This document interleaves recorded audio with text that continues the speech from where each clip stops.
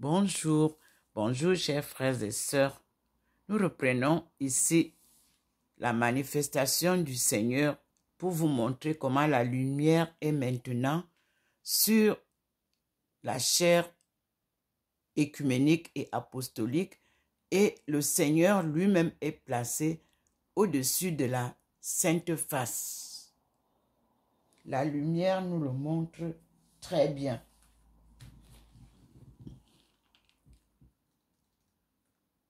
Nous sommes aujourd'hui le 14 mai 2024. La lumière du Seigneur est représentée tant à l'entrée de ma chambre que là où je suis assise, que là où se trouve le couple saint dans le coin et où je suis assise à leurs pieds. Et à côté de moi, Thérèse Davila. Vous voyez maintenant qu'il n'y a plus le petit personnage qui était sorti à côté de Marie de Magdala.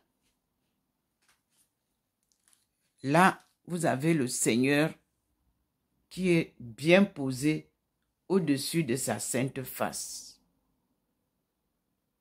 Et les trois lumières du Seigneur, c'est-à-dire la lumière de la Trinité, sont posées tant sur l'écuménique que là où je suis assise à côté du Christ, où je reçois les messages. Vous voyez, il a posé une bande de lumière. Et là où se trouve la face de Jésus-Christ en fond noir, au-dessus de la face qu'il m'a donnée. Seigneur, fais que tout le monde te voie, afin que ta vérité enveloppe le monde entier qui est de mensonges. Mes frères et sœurs, vous avez la figure d'une personne au-dessus de la sainte face. Une personne sombre. Nous disons merci au Seigneur. Et ça, ce sera visible par tout le monde. Me voici devant vous. Le Seigneur a permis à ce que je puisse utiliser un peu l'autre téléphone qui était déjà presque plein. Et je pose là pour juste faire une introduction de ce que j'ai à lire. Ce matin, nous avons reçu en complément du livre du message du voyant Frédéric Ozanam, La cité fraternelle de Frédéric Ozanam, pour compléter l'autre livre. Et j'ouvre l'introduction, La cité fraternelle Frédéric Ozanam.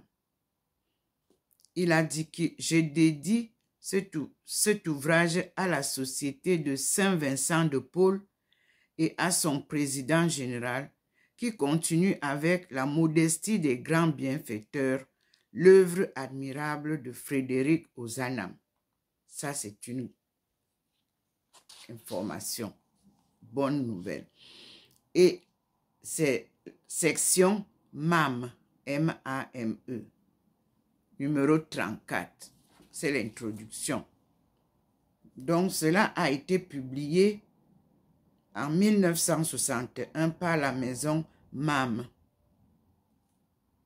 Imprimature, Paris, 27 janvier 1961 par J. Hotot, vicaire général.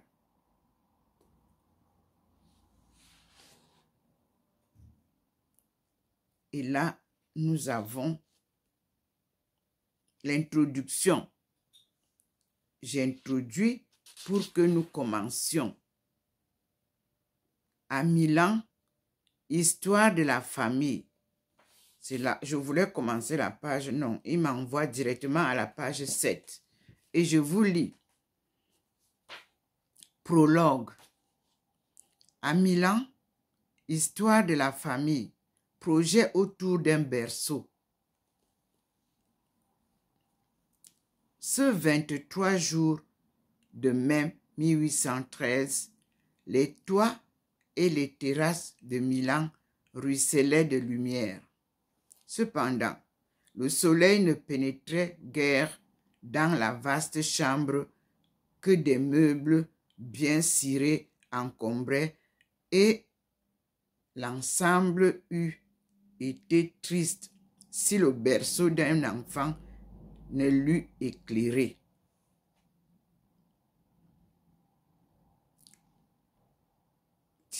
Dis-moi, Antoine, fit la jeune femme, tu ne regrettes rien? À la ligne, l'homme leva sa belle tête volontaire et sourit à celle qu'il aimait. Les Ozanam, répondit-il, savent ce qu'ils veulent et où ils vont, et, comme l'argent ne les entrave pas, ils marchent droit devant eux, droit au but. S'ils tombent en route, c'est face au soleil. Point d'exclamation. Tu sais ce que je veux dire. Tu sais ce que je veux dire.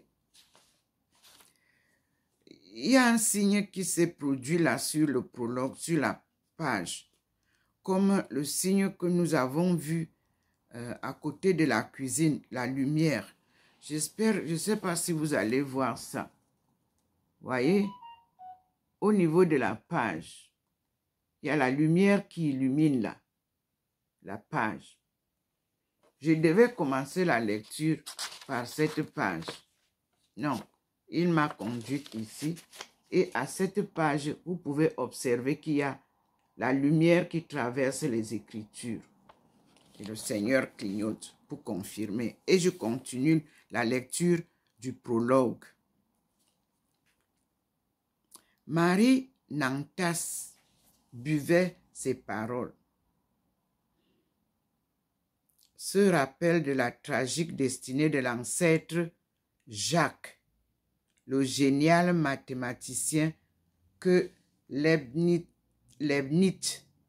admirait, qui avait été membre de l'Académie des sciences en 1701 et qui était mort dans le dénouement 16 ans plus tard, en pleine gloire, ne lui apprenait pourtant rien.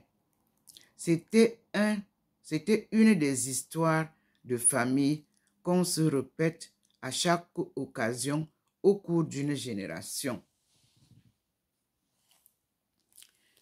À la ligne, moi aussi, continua Antoine, je mourrai pauvre. À la ligne, deuxième tiret, pourtant, 3 points, si tu l'avais voulu, 3 points. Troisième tiret, on s'imagine qu'on veut, entre guillemets, point d'exclamation. C'est la race qui pousse, point. Magistrat, virgule, hussard de Bercheny pendant la Révolution, virgule, lieutenant de Bonaparte à Arcole, virgule, à Lodi et à Rivoli. Je n'arrivais pas plus à m'enthousiasmer pour le panache que pour la procédure. Point d'exclamation. J'avais pourtant pris leurs étendards en houlant de Krakinski. Point d'exclamation à la ligne. Marie poursuivit son idée. Le Seigneur est toujours posé. Et je continue. Je vous montre aussi, parce que nous devons suivre le mouvement du Christ qui aussi. Voilà. Au niveau de la Sainte Face, le Seigneur est présent. La lumière du Seigneur nous permet de voir la présence du Christ noir posé ils sont à deux. Posés, il y a une face féminine et une face masculine au-dessus de la sainte face. C'est le Seigneur qui nous le fait découvrir. Par cette lumière que vous voyez, la lumière divine. J'ai tenu à vous présenter ça. Et je prie le Seigneur qu'il vous permette de voir ce fond de l'image qui est devant nous. Et vous verrez que en haut de ces deux personnages sombres, il y a d'autres personnages que la lumière vous fera découvrir.